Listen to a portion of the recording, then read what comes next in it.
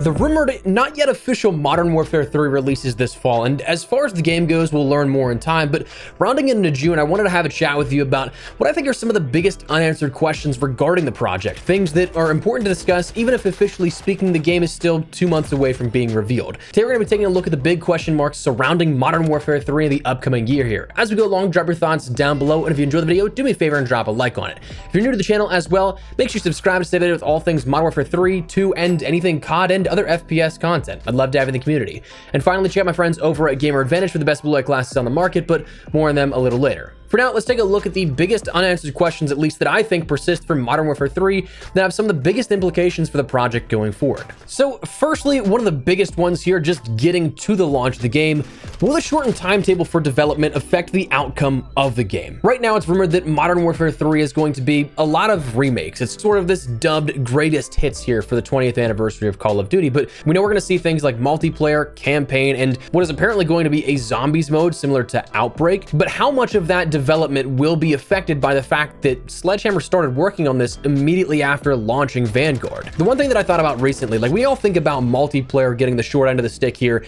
in terms of development time, where it's not quite up to par if it's a shortened developmental window or something like that. But recently, one of the great examples that we had of this in a shortened time frame is campaign, because God, I hope we get a good story from Modern Warfare 3, especially with the reintroduction of Makarov, because the last thing I want is another, well, Vanguard campaign. We've talked about this before with shortened dev times and the discussion here around that, where I firmly believe, I don't think we'll ever know for sure, but I firmly believe that Vanguard was cobbled together in roughly half the dev window after they were taken off the co-opted led project with Raven, where I'd imagine that would have been just Call of Duty Cold War. When Treyarch came in and took over the lead of that project, they slapped the name Black Ops on that, and then Sledge had to end up turning around and making something for the following year. Less time by a mile, and then they were like, well, World War II is basically all done and ready to go. We can just build off the backs of that, work on the new engine, port stuff over.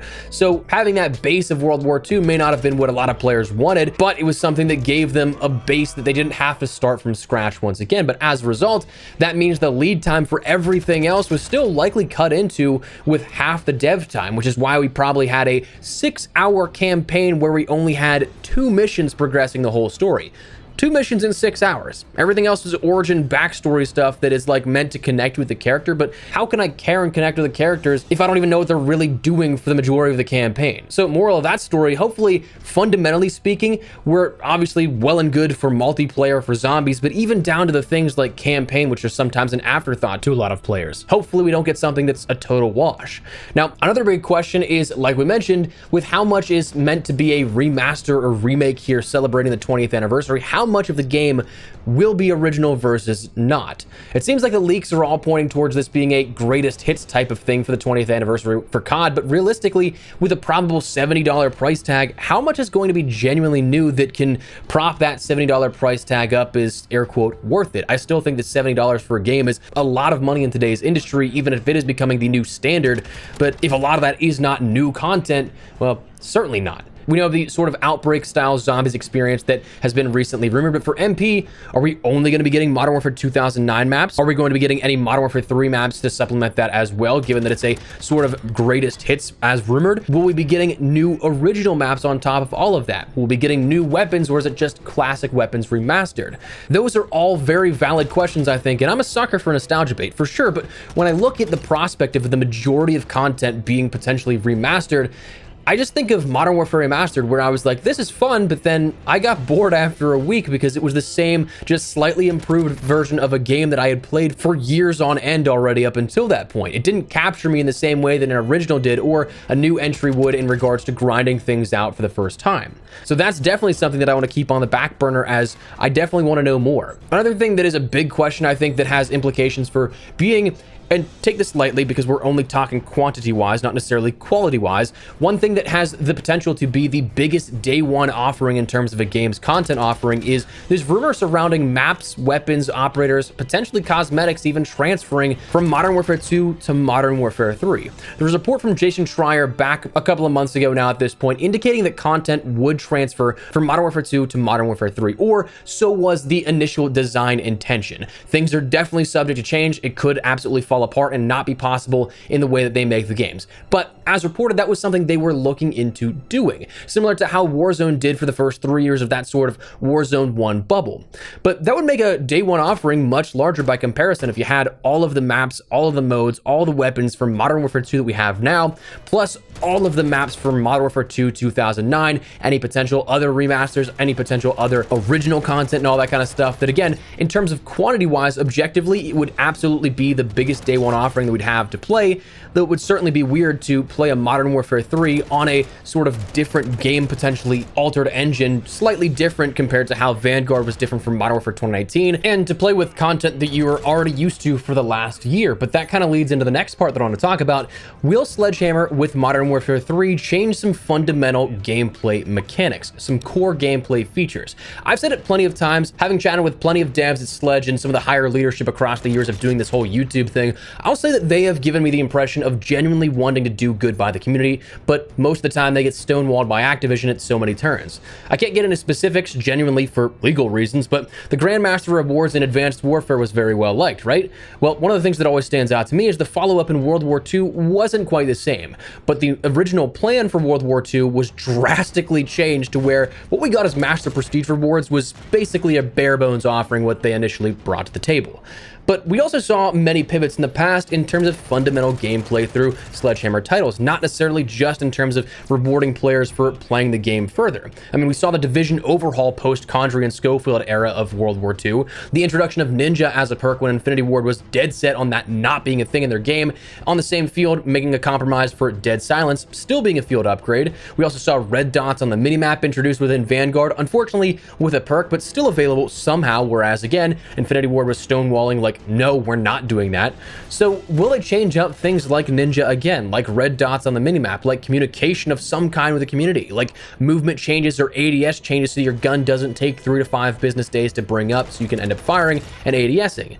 Those are all valid questions that I think truly can happen. And when you take a look at Modern Warfare 3 and the potential of, again, it being its own standalone thing, like a Modern Warfare 2, like a Vanguard, like a Black Ops Cold War, like a Modern Warfare 2019, and not a Warzone where it's the same base game but everything else ported in on top of that, there is some level for variance. That's why Modern Warfare 2019 to Vanguard did feel slightly different, because it was fundamentally built on the same engine but not the same core gameplay philosophy, which can be adjusted from the ground up. So it's very possible that if Sledge wants to be like, hey, we're gonna bring back, I don't know, let's just say slide canceling for an example here at that, they technically could. I don't know the intricacies of making that happen, but the gameplay design decisions that Infinity Ward did to stunt sliding movement, stunt that sprint out time, to adjust the way the tac sprint works, that could all be altered at its base. So realistically, Sledge could give us the game that so many people wanted to see, but it's just a matter of will they? Then beyond that, the next question is, can we get valid post-launch support? Because the big question mark for the future beyond 2024 is really looking even further into the future to set up where we go with this discussion. For 2024, that's going to be Treyarch's next game, but the question mark is that going to be a 2-year cycle as initially planned, like Modern Warfare 2 was supposed to be? Or is it going to be something where Sledgehammer has to drop this Modern Warfare 3, this follow-up to Modern Warfare 2, and then will they have to immediately dip out like they did with Vanguard to make their own initial project in 2025? Or will 2025 be covered by Treyarch's next title? If it's not, again, that may mean that Sledge has to jump back to, again, not necessarily complete the mainline content support post-launch as they did with Vanguard, a 2.0 and a very bare minimum post-launch support. Vanguard, we got 2 maps this season. 1 a month, which honestly isn't that far off from what Modern Warfare 2 has, and that surprisingly is on a 3-year dev cycle. So that's one that will always perplex me, why we still can't get regular traditional 6v6 content again mixed in with everything else. I mean, what's going on over there? That's what I want to know.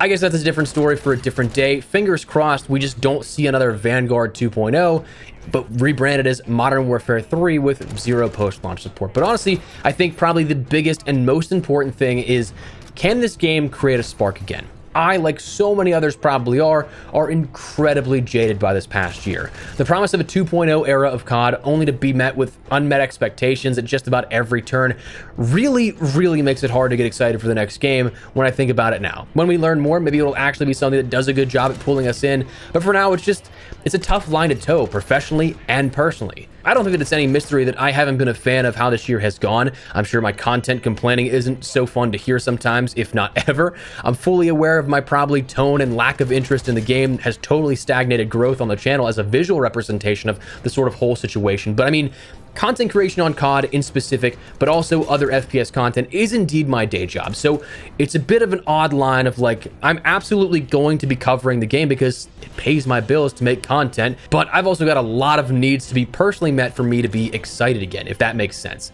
So it's this very weird line to toe, and honestly, I think that if you take a look at it, Sledge really just needs to come out swinging, show us something awesome with the campaign and the initial reveal, some gameplay and the multiplayer, what that becomes, some changes fundamentally to the game, listening to the community, communicating with the community, and getting back in the good graces of those that truly want to love the franchise but feel jaded with how Infinity Ward kind of was like, oh, we hear your feedback, but we're not doing anything about it this year.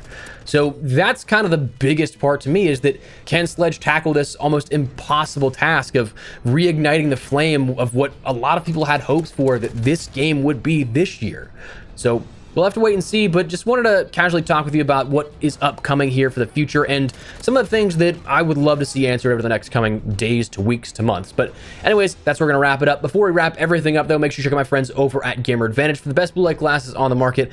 I have said it so many times. You guys probably know the pitch by memory now, but truly, I think they're the most beneficial partner that I've had to my daily productivity in the 2 years that I've been working with them. If you guys would like to learn more, check out the clinical studies, the science behind all of it, check the link in the description below. And if you guys want to pick something up for yourself, use code Espresso to get 10% off your entire order. But for now, that is what we're going to call it. So let me know your thoughts down below. Is there any big question that you have from Modern Warfare 3 that you would like to see answered? Is there anything in particular that you're hoping is revealed here anytime soon? Whatever the case, drop your thoughts below. But if you enjoyed the video, you find it at all insightful, do me a favor and drop a like on it. And if you're new to the channel, consider subscribing to stay updated with all things Modern Warfare 2, Warzone 2, Modern Warfare 3, and anything FPS related. I'd love to have in the community. But for now, thanks so much for watching. My name is Espresso. I'll see you guys later. Take care and peace.